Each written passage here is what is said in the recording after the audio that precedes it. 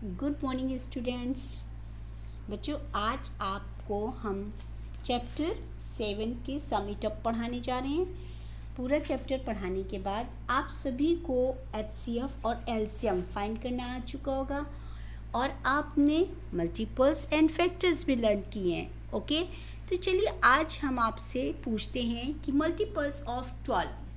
अगर हम आपसे कहते हैं कि आप फर्स्ट 6 मल्टीपल्स ऑफ 12 लिखिए एंड से फर्स्ट 6 मल्टीपल ऑफ 15, तो कैसे लिखेंगे?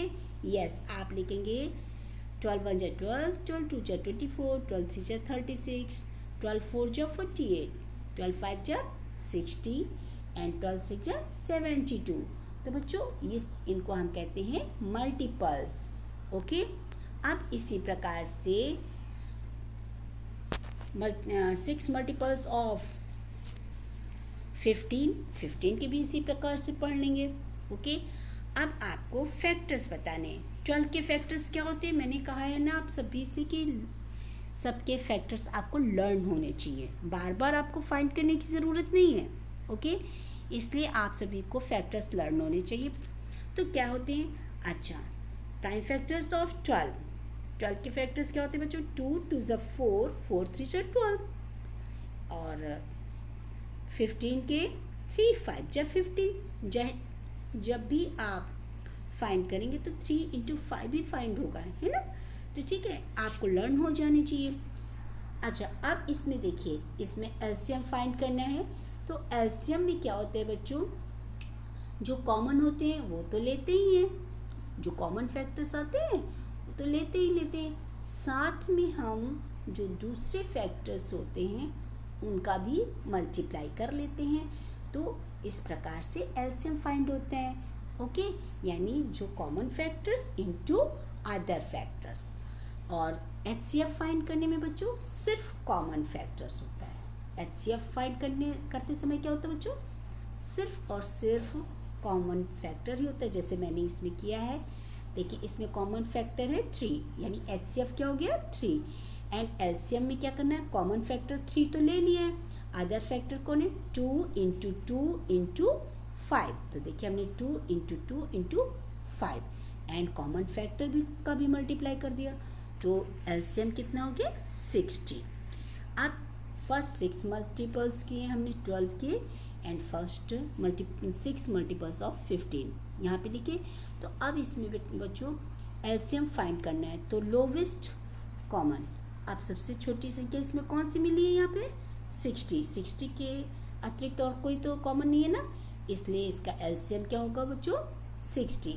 आपको इसी प्रकार से सारे क्वेश्चन सॉल्व करने हैं। जैसे 30 एंड 40 के प्राइम फैक्टर्स क्या होंगे? 30 के प्राइम फैक्टर्स बच्चों क्या होंगे? 2 3 जा 6 और 6 5 जा 30, तो यानी 2 इंटू 3 इंटू 5। इसी तरह 40 के क्या हो जाएंगे?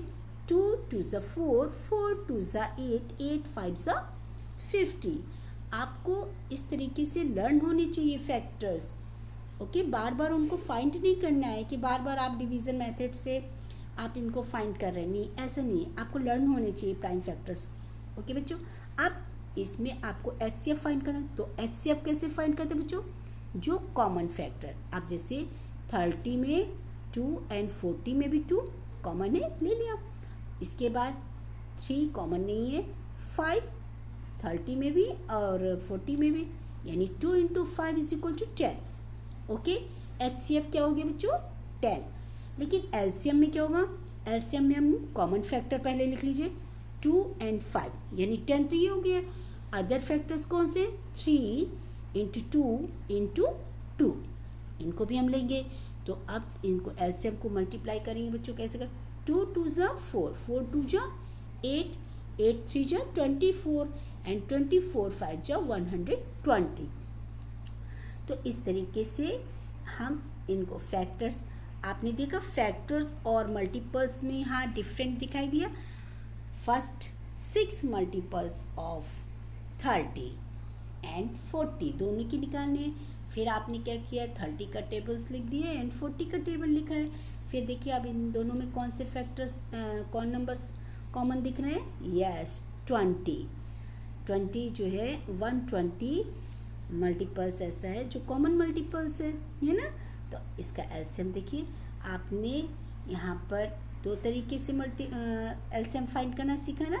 एक तो प्राइम फैक्टराइजेशन मेथड से है, दूसरा फाइंडिंग मेथड। ओके बच्चों, तो इसी प्रकार से आप दिए गए सभी क्वेश्चंस को, यानी कि सम इट अप के 1 से लेकर 6 तक आप अपने कॉपी में इसी प्रकार से पहले आप फैक्टर्स फाइंड करेंगे, फिर उनके मल्टीपल्स, इसके बाद आप एचसीएफ और एलसीएम लिखेंगे।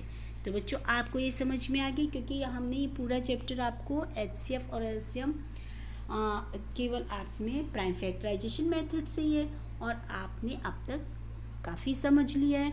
तो सिर्फ आपको क्वेश्चन नंबर 1 सॉल्व करना है।